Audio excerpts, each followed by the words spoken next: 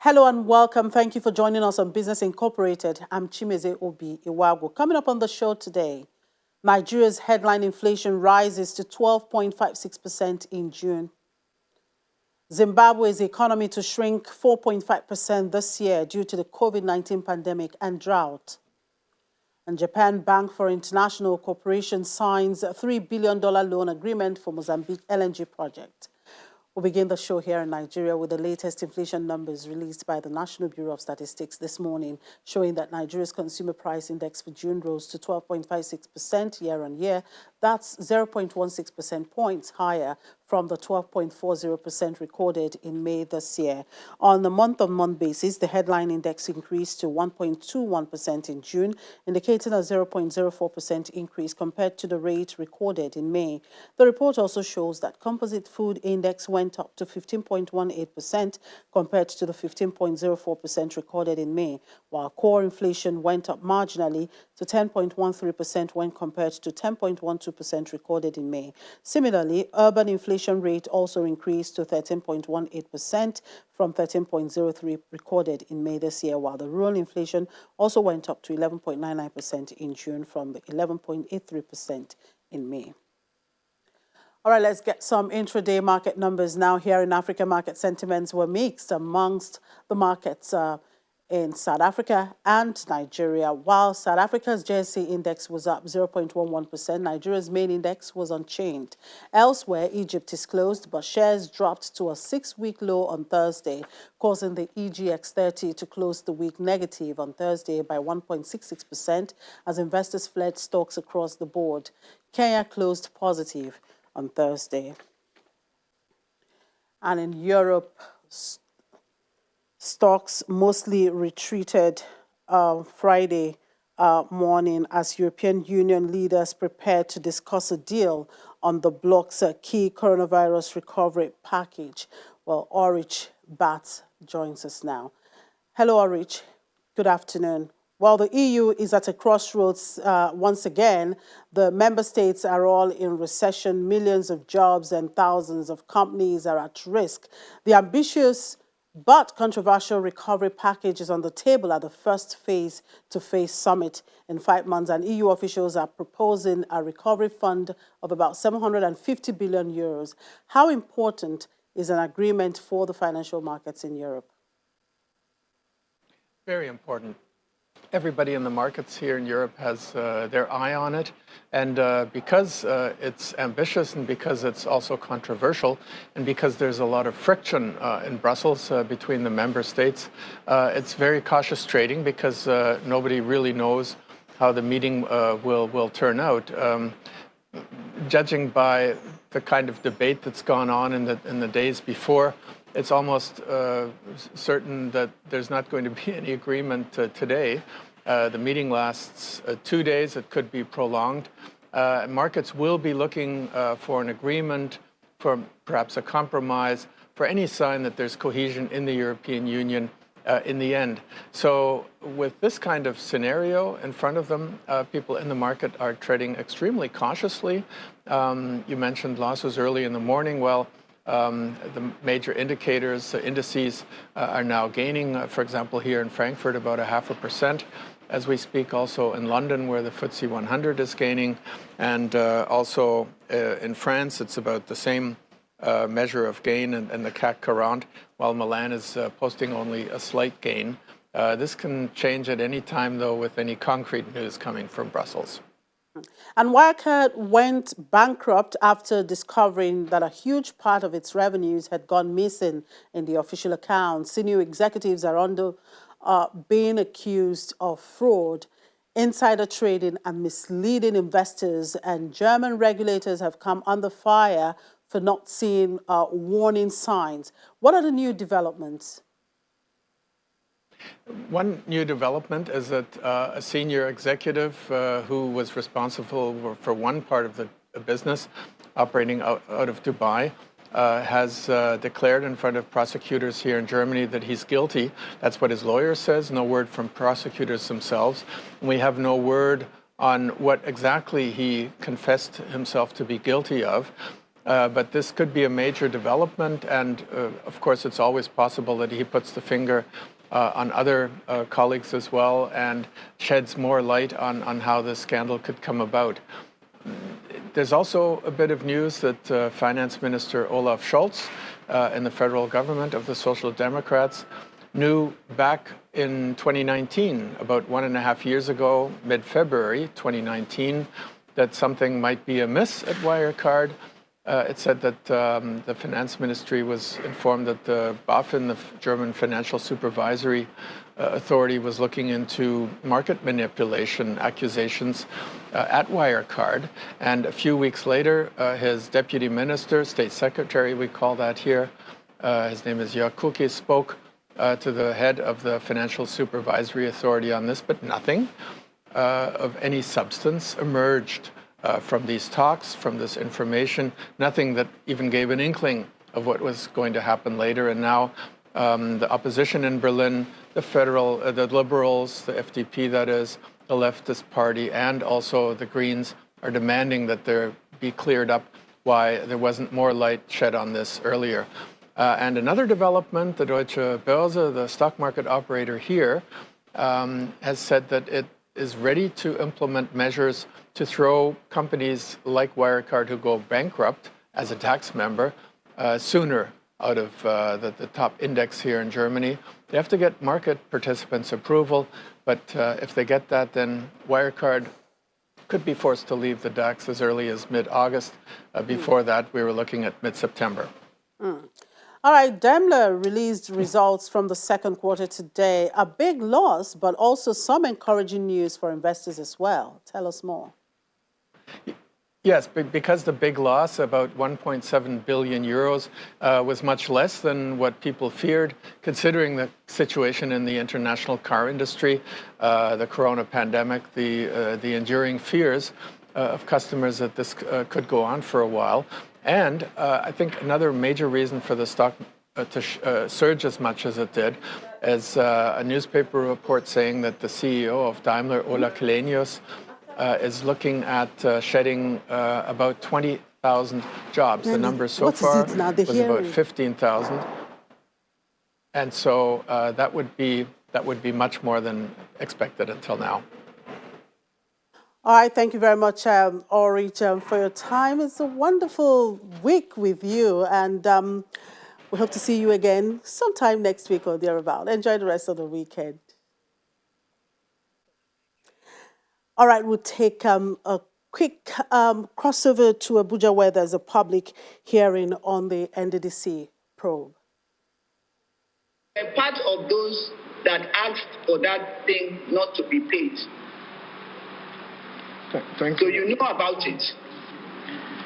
Because the document was on my table, and I can tell you, sir, that you saved Mrs. Akwagaga from making payment. What is this distilting about?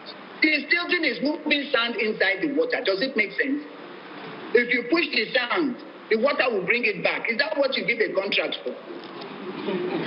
So he was awarded 30 of those contracts upon... How much was the average cost of a sale of each of the contracts?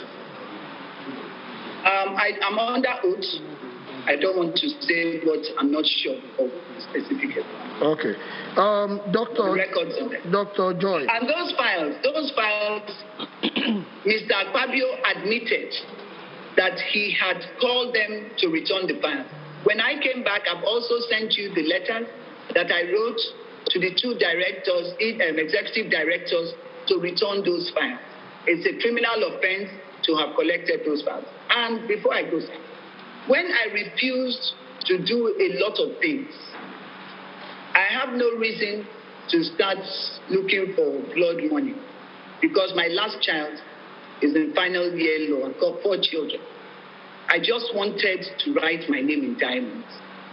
So when I refused, Senator Akpabio says I have poverty mentality. How can I have poverty mentality?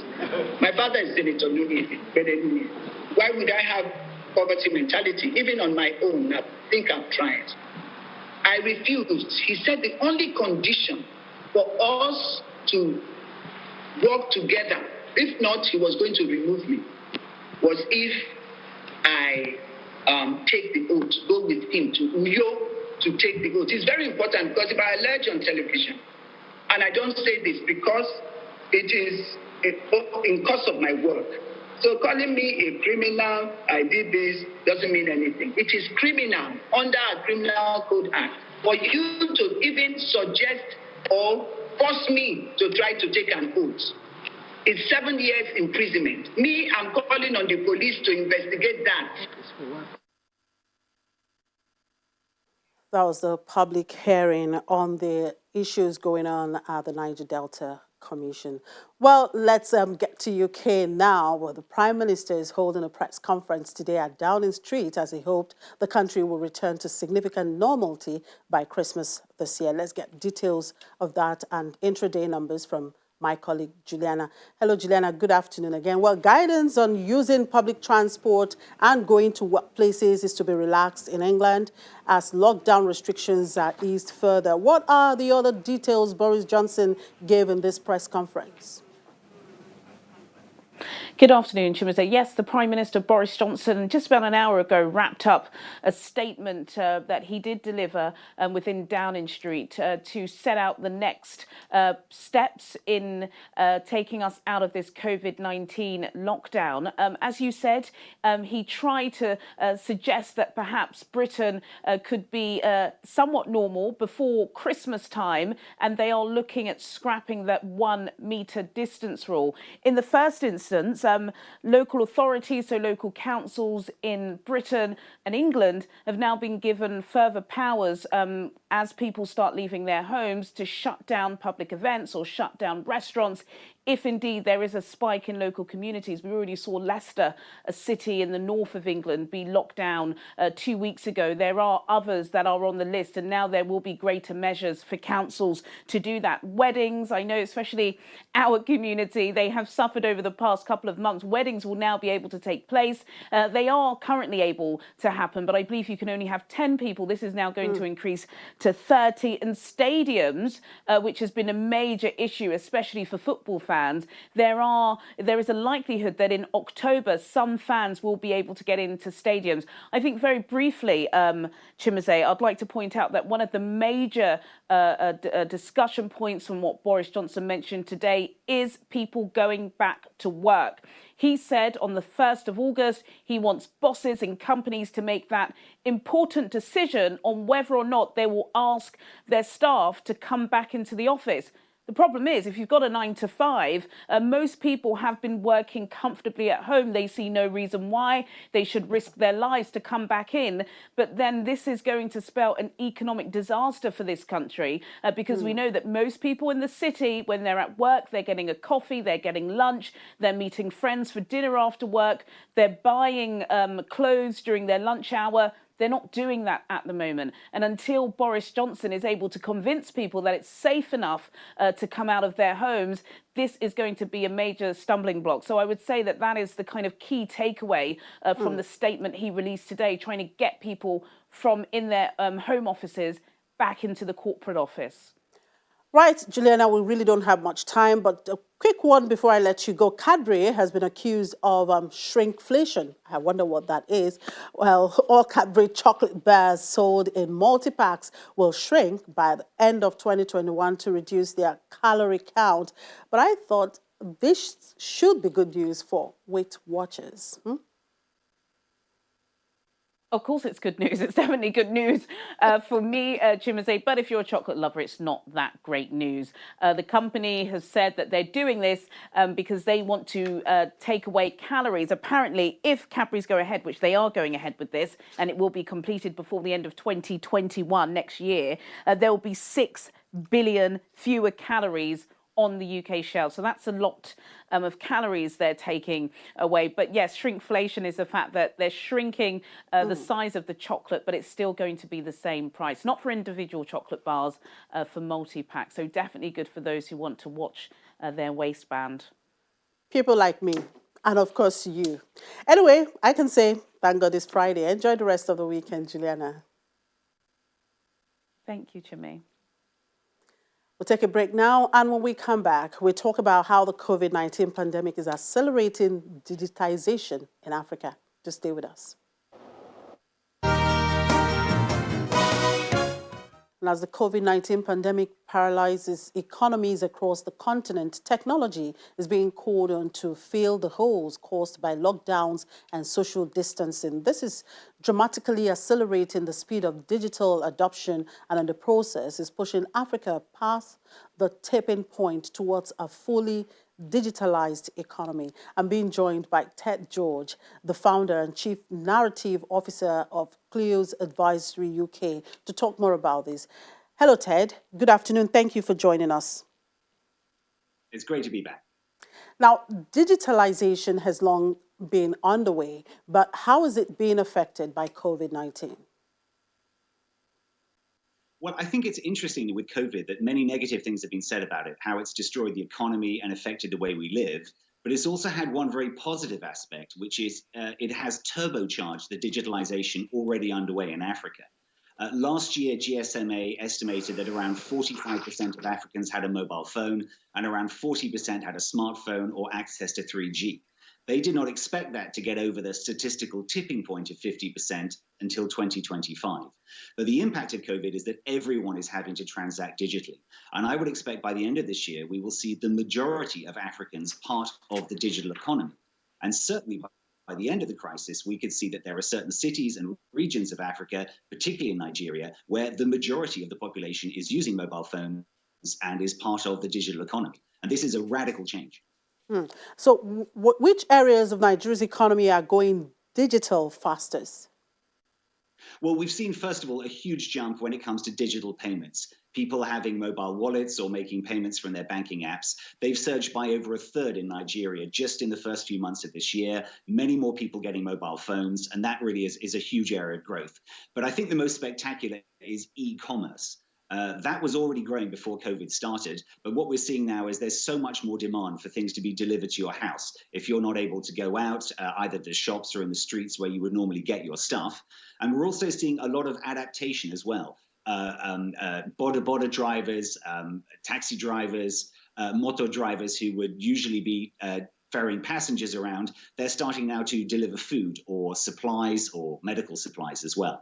So I think we're really going to see the e-commerce sector growing very dramatically. And a lot of people who maybe didn't work in it before, who are starting to use WhatsApp and mobile phones to become part of it. Now, mobile phones are now the way most people transact business, but how will the millions who live off-grid power their devices? Well, this is a huge problem because if you think of all the SMEs, I mean, almost every African is an SME. They have some business or something they're doing on the side. All business is transacted now by mobiles, particularly by WhatsApp groups and Facebook groups. But how do you power it? Over 600 million Africans do not have access to the grid, and a majority of them will never be connected to the grid. So the key here are alternatives, and this is where distributed power comes in very well, where someone buys an individual solar-powered unit.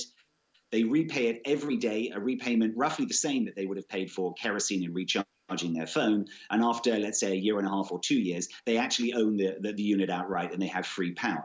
This is really the difference between being able to run an SME or not. If you can actually recharge your mobile phone at home, you can do your business even if you're under lockdown. But if you have to go out, if you have to go to the nearest town, if you have to wait around while it's recharging, you not only lose a lot of business, but in fact, you expose yourself to more risk for an infection. So definitely power, how you can repower your mobile phone will be the key to whether you access this new digital world.